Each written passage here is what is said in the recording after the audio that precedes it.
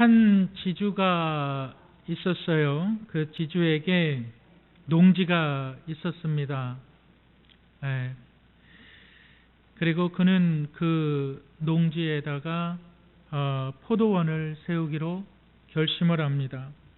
그래서 포도나무의 그 연한 묘목을 심고 또한 사나운 짐승, 그 여우와 숲을 돼지 같은 것들로 포도원을 보호하기 위해서 주위에 담을 쌌습니다.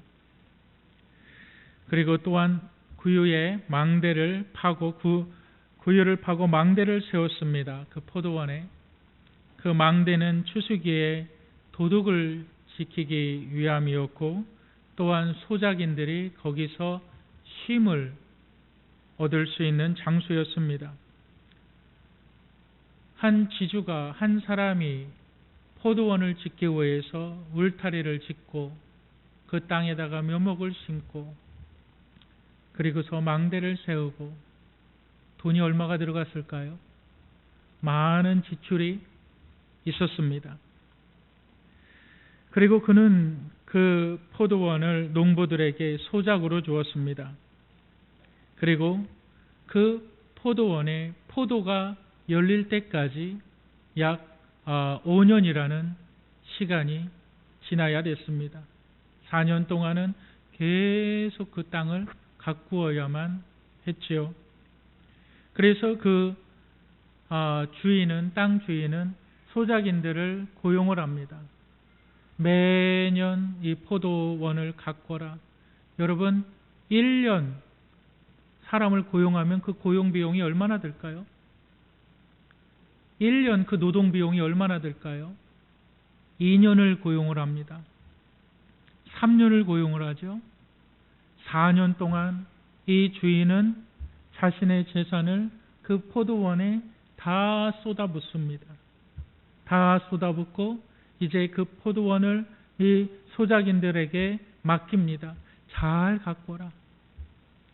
이건 단기 투자가 아닙니다. 이건 장기 투자입니다. 잘 가꿔라. 1년 동안 가꿔라. 2년 동안 가꿔라. 이제 3년 동안 가꿔라. 4년 동안 가꿔라. 그러면서 이 지주는 계속적으로 이 소작인들의 음식을 대주고 생계비를 지원해 줍니다. 100만 원을 주고 200만 원을 주고 300만 원을 주고 뭐가 필요하다 그러면 또 거기에 따른 비용을 계속적으로 지불해 줍니다. 그러니까 이 소작인들이 거기에서 이제 일을 하죠. 그 소작인들이 일하는 동안에 이 포도원 주인은 여행을 떠납니다. 그리고 이제 4년이 다 지나서 이제 5년째 추수기가 다가올 때에 이제 추수기가 다가오니까 그 지주는 자신의 하인을, 종을 그 포도원에 보냅니다. 그리고 나서 그 소출, 그 수확한 것의 얼마를 가지고 오라라고 명령을 합니다. 그런데 이 주인이 보낸 이 종을 소작인들은 심하게 매질을 해서 때리고 주인에게 돌려보냅니다. 그 포도원의 소출 얼마를 주인에게 주지 않습니다.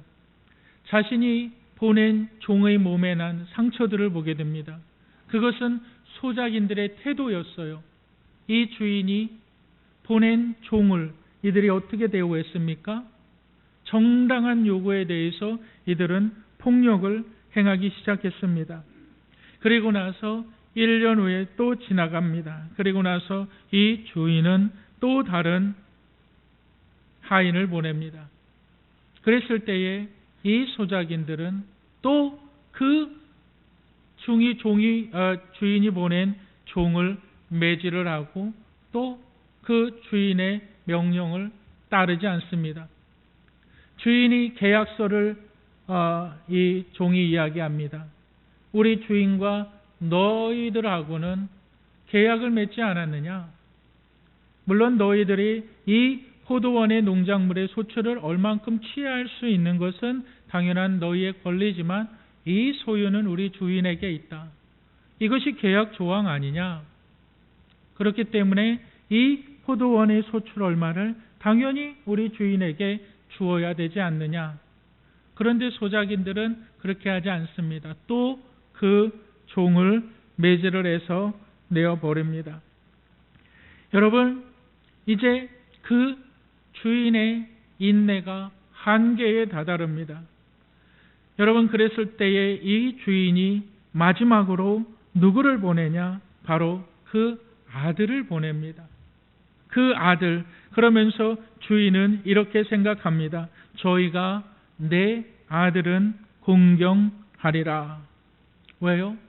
아들에게 대해서는 이 소작인들이 이 주인의 권한이, 이 주인의 권위가 있다는 것을 그들이 알 거라고 생각했습니다. 그런데 이 소작인들은 그 주인이 보낸 아들조차도 말을 듣지 않았습니다. 그 아들을 심히 때리고 포도원 밖에 내던지고 그 아들을 죽여버립니다. 그들이 그렇게 한 이유가 있어요. 왜 그랬을까요?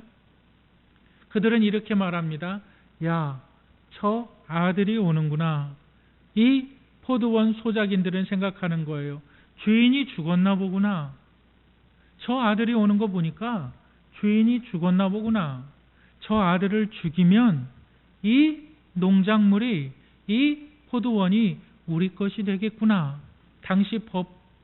당시의 법을 보면은 주인이 없는 땅에서 누가 농작물을 심고 자기가 관리를 했으면 그 당시 법에서는 그 관리한 자가 그 소유주가 되었어요. 왜요?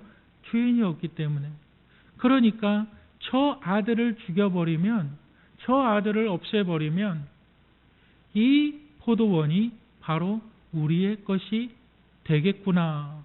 그래서 그 소작인들은 어떻게 합니까? 그 주인이 보낸 아들을 마저도 죽여버립니다. 예수님께서 지금 말씀하신 것이 이 비유입니다. 여러분, 비유라는 것은 사람이나 사물을 직접적으로 설명하지 않고 빗대어 설명하는 것을 이야기합니다. 이것이 비유입니다. 여러분, 여기에서 소작인들, 바로 대제사장들과 서기관들, 바리새인들, 율법사들, 종교 지도자들이 됩니다. 여러분, 그들은 하나님께서 이스라엘에게 보낸 선지자들을 알고 있었습니다. 하나님의 말을 하는 사람들을 알고 있었어요. 그런데 그들은 하나님의 메시지를 받지 않았어요. 그들을 어떻게 합니까? 심히 매질하고 그들을 때리고 그들을 죽였습니다. 우리 역대하 24장 20절 21절, 역대하 24장 20절 21절 우리 다 같이 한번 읽어보시겠습니다. 시작. 이에 하나님의 영이 제사장 여호야다의 아들 스가랴를 감동시키매 그가 백성 앞에 높이 서서 그들에게 이르되 하나님이 이같이 말씀하시기를 너희가 어찌하여 여호와의 명령을 거역하여 스스로 형통하지 못하게 하느냐 하셨나니 너희가 여호와를 버렸으므로 여호와께서도 너희를 버리셨느니라 하나 무리가 함께 꾀하고 왕의 명령을 따라 그를 여호와의 전뜰 안에서 돌로 쳐 죽였더라. 하나님의 사자를 어떻게 했다고요? 돌로 쳐 죽였더라. 하나님의 말을 하는 사람들을 돌로 쳐 죽였더라. 누가요? 바로 하나님 믿는 사람들이요. 누가요? 바로 하나님을 섬기는 사람들이요. 지금 예수님께서는 지금 성전에서 이 구약 성경에 잘 알려진 구절을 종교 지도자들에게 지금 비유로 말씀해 주고 계신 겁니다. 이 비유를 정확히 알기 위해서 우리가 다시 한번 이사야서 5장을 한번 보시겠습니다. 이사야서 5장 우리 3절 다 같이 읽겠습니다. 시작. 예루살렘 주민과 유다 사람들아 구하노니 이제 나와 내 포도원 사이에서 사리를 판단하라. 4절. 내가 내 포도원을 위하여 행한 것 외에 무엇을 더할 것이 있으랴. 내가 좋은 포도 맺기를 기다렸거늘 들 포도를 맺음은 어찌 됨인고. 5절. 이제 내가 내 포도원을 어떻게 행할지를 너희에게 이르리라. 내가 그 울타리를 걷어 먹힘 당하게 하며 그 담을 헐어 짓밟히게 할 것이요. 6절 내가 그것을 황폐하게 하리니 다시는 가지를 자름이나 북을 돋우지 못하며 찔레와 가시가 날 것이며 내가 또 구름에게 명하여 그 위에 비를 내리지 못하게 하리라 하셨으니 7절 무릇 만군의 여호와의 포도원은 이스라엘이요 그가 기뻐하는 나무는 유다 사람이라. 그들에게 정의를 바라셨더니 도리어 포악이요 그들에게 공의를 바라셨더니 도리어 부르짖음이었도다. 여러분, 본문의 말씀은 정확히 11장의 말씀과 연관되어서 예수님께서 말씀하고 계신데 이것은 성전에 대해서 말씀하시는 겁니다. 예수님께서 성전에서 매매하는 자들의 상을 왜 엎으셨는가? 거기에는 하나님의 영이 없었기 때문에. 예수님께서 왜 나의 권위에 대해서 이 종교 지도자들이 물었을 때에 나의 권위가 하늘로부터 온 권위라고 말씀하셔야 될 필요가 어디에 있었습니까? 예수님께서 이렇게 말합니다. 이 성전을 헐라 내가 사흘 만에 다시 일으키리라. 이 포도원에 지금 이스라엘을 향하여서 말씀하고 있는데 이 이스라엘의 포도원, 이 이스라엘의 리더자들, 이스라엘 사람들이 하나님의 말씀에 대해서 어떻게 되었느냐? 하나님의 말씀을 정확히 전하는 사람들에게 폭력을 가하였고 하나님의 말씀을 찌르는 사람들에게 온갖 악한 일들을 가했을 때에 이제 마지막으로 하나님께서 누구를 보내시느냐? 그 아들 예수 그리스도를, 그의 사랑하는 아들 예수 그리스도를 세상에 보냅니다. 그러나 그 유대인들은, 종교 지도자들은 그 아들을 죽이려고 합니다. 그 아들을 올가매려고 합니다. 그 아들을 종교재판소에 넘겨주고 그 아들의 목숨을 앗아가 버리고 이제 자기들 마음대로 신앙생활을 하려고 그러고 이제 자기들 마음대로 하나님을 섬긴다고 하려고 그러고 이제 자기들 마음대로 누릴 것을 다 누리고자 원했던 것입니다. 그랬을 때에 예수님께서 본문 가운데 말씀하시는 것이 있어요. 건축자들의 버린 돌이 모퉁이의 돌이 되었느니라. 여러분, 우리 다 같이 시편 118편 22절 한번 다 같이 읽어보겠습니다. 시편 118편 22절 다 같이 읽겠습니다. 시작. 건축자가 버린 돌이 진 모퉁이의 머릿돌이 되었나니. 23절 시작. 여호와께서 행하신 것이요 우리 눈에 기이한 바로다.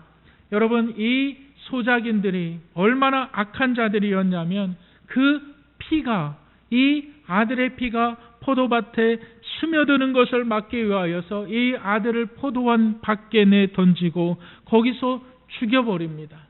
그런데 하나님의 능력이 그 죽은 자가 다시 살아난단다. 그 죽은 자가 다시 살아난다는 것입니다. 그리고 그 죽은 자가 다시 살아나서 매매하지 않는 성전, 하나님의 영감이 없는 성전, 시향찬란한 아름다운 건물이 아니라 영원히 패하지 아니하는 영원한 성전을 짓겠다. 영원한 성전을 짓겠다라고 말씀하시는 것입니다. 저와 여러분들이 성전이다라는 사실을 믿으시기를 주님의 이름으로 축복합니다.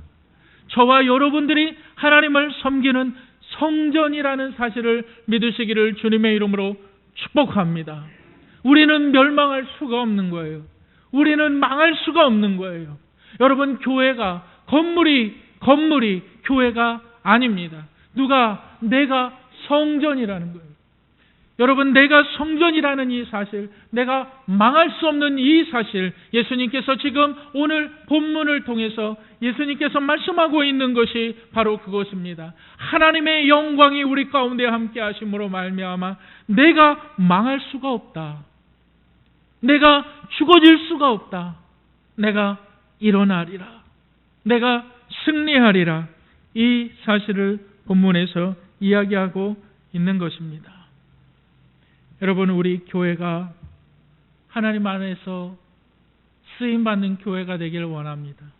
다른 바꿔서 이야기하면 여러분들의 인생이 하나님 안에서 쓰임받기를 주님의 이름으로 축복합니다. 건강하시기를 바랍니다. 여러분들의 인격이 온전해지시기를 주님의 이름으로 축복합니다. 제가 지난주에 책을 하나 사서 읽고 있는데 아직 다 읽지는 않았어요. 다 읽지는 않았는데 이 책 제목이 당신이 옳다라는 이 책이에요. 이 책의 내용은 30년간 정신과 의사로 활동하면서 12,000여 명의 그 사람들을 치유한 정혜선 씨가 쓴 책인데 참 좋은 책이에요. 기독교 서적은 아니에요. 근데 여기서 몇 가지를 좀 읽어드릴까 합니다. 어느 날 중학교 2학년짜리 아이가 학교로부터 상담 선생님으로부터 전화를 받습니다. 이 부모가 중학교 2학년짜리 아이를 둔 부모가 전화를 받는데 이 아이가 우울증이라는 거예요. 근데 우울증인데 아주 심각한 수준의 우울증이라는 겁니다. 그래서 엄마는 어떻게 합니까? 굉장히 마음이 다급해지는 거예요. 그래서 아주 잘하는 정신과 의사를 찾아서 예약을 기다립니다.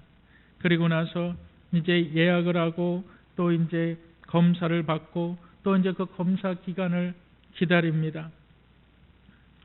그 검사 결과는 당연히 우울증이었어요. 그 우울증의 원인은 부부간, 아빠와 엄마 간의 그 불화 때문으로 인해서 아이가 큰 많은 상처를 받았다. 그래서 이 아이에게는 약물 치료를 해야 된다. 그리고 약 처방도 받았습니다. 그런데 이 아이가 이상한 말을 하는 거예요. 나 이제 더 이상 병원에 안 가. 나 약물 치료 받지 않아. 그러는 거예요. 왜 그런가? 이제 약도 먹기 싫다고 그럽니다. 그런데 이 아이가 점점 달라지는 거예요. 점점 변화되기 시작합니다. 밥도 잘 먹고 말도 잘하고 예전에 없던 기분 좋은 행동들을 막 하게 됩니다. 웬일로 엄마 옆에 바짝 붙어 앉기도 하고 그리고 엄마를 바라보는 눈이 좀 달라지기 시작합니다. 아이가 치료를 거부하고 약도 거부한 아이가 또 걱정이 됐는데 이렇게 달라지는 것을 보면서 엄마가 참 이상하다. 그러면서 엄마는 또 마음적으로 안정을 가졌습니다. 그리고 엄마는 좀 답답해서 또 혹시 문제가 있지 않나. 그리고 나서 차일피일 미루다가 병원을 다시 가서 의사와 상담을 하게 됐습니다. 그런데 의사가 이 아이는 더 이상 병원에 올 필요 없다. 더 이상 약물 치료도 받을 필요가 없다. 그러는 거예요. 왜 그러냐? 그러니까 이 의사가 그 아이에 대해서 이렇게 이야기합니다. 엄마와 손잡고 병원에 오고 가는 그 시간이 너무 좋았다. 그래 병원 근처에서 엄마와 함께 먹었던 돈가스가 너무 맛있었다. 그리고 병원 진료실에 함께 있을 때에 그 엄마의 눈물이 그리고 이 흔들리는 것을 아이가 보면서 우리 엄마가 나 때문에 힘들어하는구나. 그거를 느끼니까 자기 마음이 안심이 되더라. 그 의사가 그대로 엄마한테 얘기를 합니다. 그래서 엄마가 내가 아이와 함께 있었던 것, 그걸로 인하여서 어떠한 약물도 다 필요 없는 거예요. 치료가 된 거예요. 또 이 작가의 친구가 있는데 이 친구가 어느 날 이 작가에게 전화를 겁니다. 그러면서 이렇게 얘기합니다. 자기 어머니가 90이 넘었는데 골반뼈와 대퇴골이 골절이 됐다고 합니다. 평소에는 쾌활하시던 어머니가 골반뼈와 대퇴골이 골절이 되고 나니까 누워있으면서 자꾸 죽음에 대해서 얘기를 한다는 거예요. 자꾸 죽음에 대해서. 그러면서 이 친구가 이 작가에게 그러는 거예요. 우리 엄마 우울증 같아. 빨리 병원에 데려가서 약이라도 먹이는 게 좋지 않을까? 치료라도 해주는 게 좋지 않을까? 그때 이 저자가 이렇게 얘기합니다. 나이가 9순이 넘은 사람이, 9순이 넘은 엄마가 병상에 누워서 죽음 이야기를 꺼내는 것이 왜 비정상인가? 나이가 9순이 넘었어요. 몸이 아파 죽겠어요. 누워 있어요. 내가 죽음을 이야기하는 것이 정상이지 왜 비정상이냐? 그러면서 혹시 그 9순이 넘은 어머니가 내가 지금도 열심히 살아야지 이런 생각하는 것이 잘못된 생각 아니냐? 그러면서 이 친구에게 이렇게 조언을 합니다. 엄마가 그런 이야기를 할 때, 엄마가 죽음의 이야기를 할 때, 엄마 죽음이 가까운 것 같아?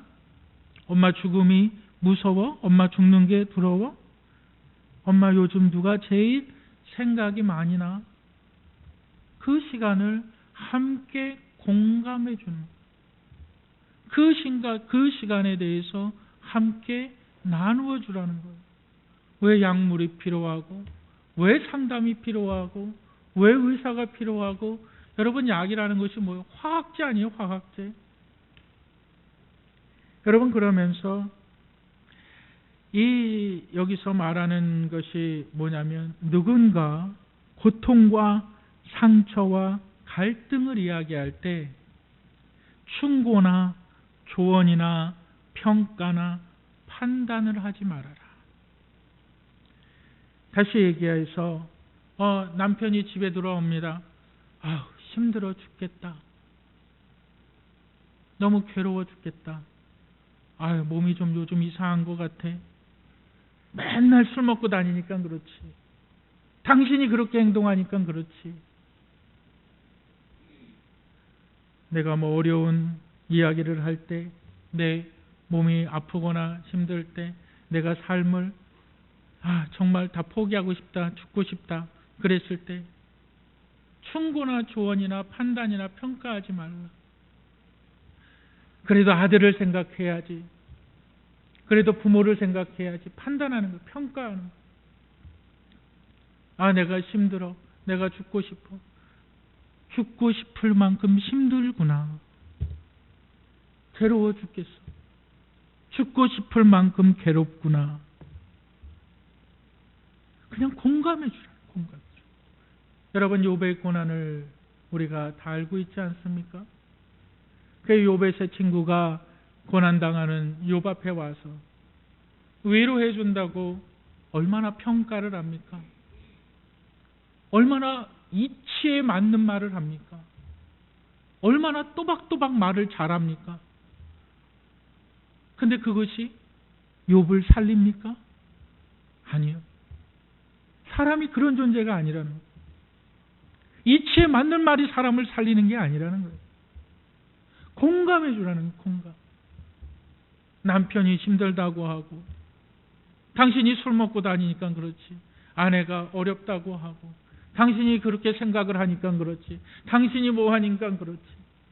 그냥 공감해 주면 살아나는데, 그냥 공감해 주면 사람이 일어나는데, 우리는 자꾸 조언해 주려고 그러고, 자꾸 평가해 주려고 그러고, 자꾸 판단해 주려고 그러고. 네가 그러니까 안 되는 거야. 이렇게 해봐. 이렇게 해봐. 이러면 되지. 이 책에서 말해주는 것이 이것입니다. 대답을 보채지 않고 먹먹하게 기다려주는 그 한 사람이 있으면 사람은 삽니다. 그런 수없이 많은 사람들을 인상조사를 하면서 실험을 했어요. 책 제목이 뭐라면 당신이 옳다란, 당신이 옳다.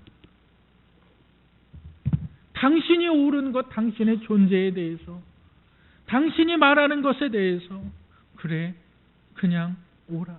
우리가 이 하나를 잘못하기 위해서 남편이 떠나가지 않습니까? 우리가 이 하나를 잘못하기 위하여서 아내가 떠나가지 않습니까? 우리가 이 하나를 잘못하기 때문에 부모가 자식을 떠나가지 않습니까? 왜 이렇게 사람들을 평가하고, 왜 이렇게 사람들에게 조언하기 좋아하며, 왜 이렇게 말을 많이 하는지, 그것이 사람을 죽이는 것이다. 여러분, 우리 교회를 한번 보시길 바랍니다. 저는 우리 교회가 참 좋아요. 우리 교회 건물도 좋고, 중국에 가면 오래된 음식점일수록 이러한 음식을 깨진 접시에 담아줍니다. 왜 그런지 아세요? 우리는 생각하기를 이 참 청결하지도 않고 좀 불결하다. 왜 이렇게 깨진 접시에 이렇게 좀 담아주냐? 음식을 좀 깨끗한 데 담아주지. 그렇게 생각하잖아요. 그런데 중국 사람들은 그렇지 않아요. 왜 그러냐면 이 깨진 접시가 그 가게의 역사예요. 이렇게 많이 쓴 접시예요. 이 귀한 거예요. 여러분, 제가 그런 생각도 했어요. 교회를 새로 이렇게 조금 다는 아니지만 리모델링을 하면서 참 의자도 좀 바꾸고 싶다. 의자도 좀 좋은 걸로 이렇게 좀 하고 싶다. 근데 지금 보시면 알겠지만 의자 밑에 다 이렇게 잘 끌고 다녀도 전혀 이 스크래치 같은 게 나지 않도록 이렇게 좀 덧대놨어요. 왜 그러냐면 하나님께서 저에게 깨닫게 해주시는 것이 뭐냐면 제 4층 사무실에 가면은 우리 권사님들, 우리 장로님들 이렇게 사진 찍은 것들이 이렇게 제 사무실에 이렇게 걸려져 있어요. 거기에 의자들이 있어요. 그 의자들이 이 의자들이에요. 너무 소중한 거예요. 교회가 낡아 보이지가 않는 거예요. 좋은 거예요.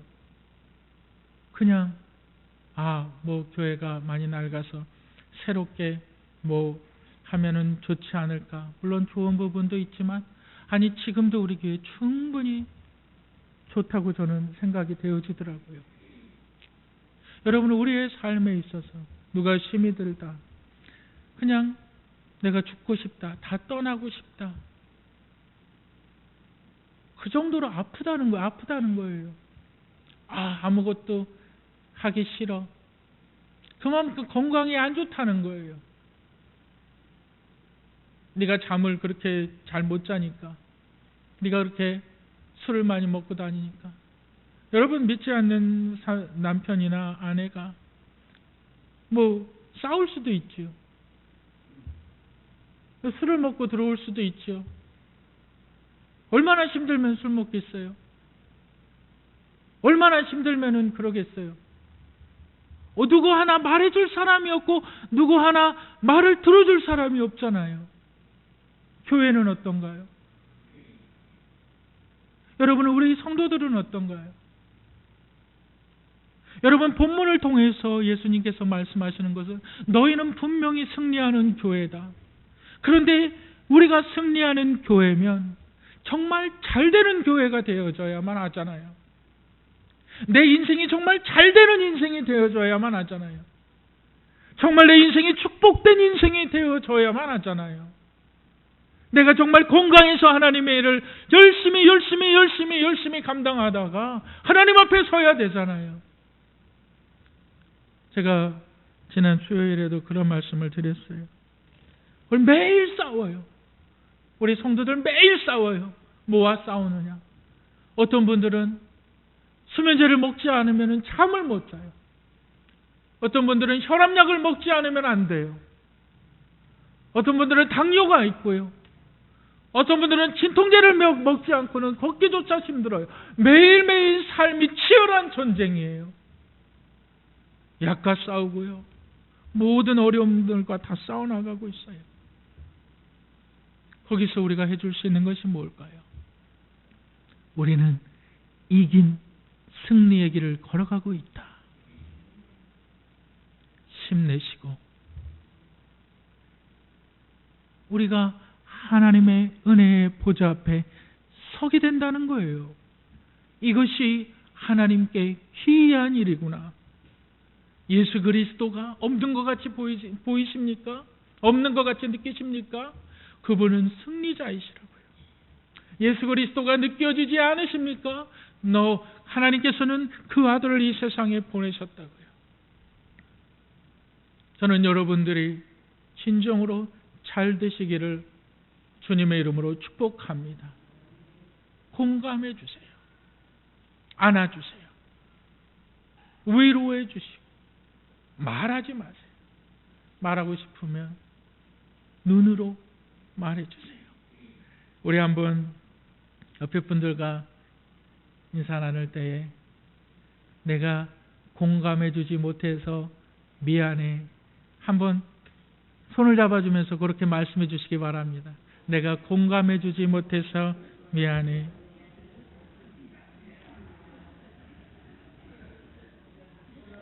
내가 공감해 주지 못해서 미안해.